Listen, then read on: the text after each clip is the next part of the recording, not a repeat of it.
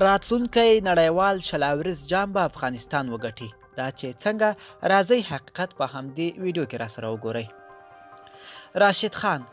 راشد خان وایي د شلاورز نړیوال جام ګټلو تمه لرو.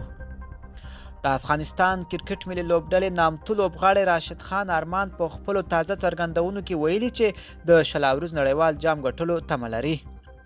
راشد خان د هندي سلو توپ اچوونکي ایشون سره په یوه ویډیوي کنفرانس کې ویلي افغان لوبډله ټولې هغه وړتیاوې لري چې نړیوال جام وګټي او اوسنۍ موخه یې هم د نړیوال جام ګټل دي.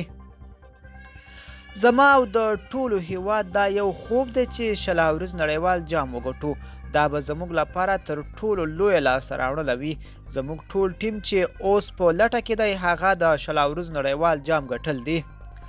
موږ د دې مهارت او وړتیا لرو، خو یوازې د دې اړتیا ده چې پر ځان باور ولرو. دا کار کولی شو.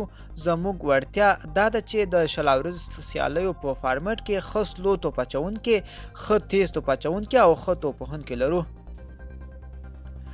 د افغانستان د کرکټ ملي لوبډلې دا 21 کلن لوبغاړی اوس د دوو نورو افغان لوبغاړو محمد نبي ساخیل او مجیب زدران سره یو ځای په متحده عربي اماراتو کې دی.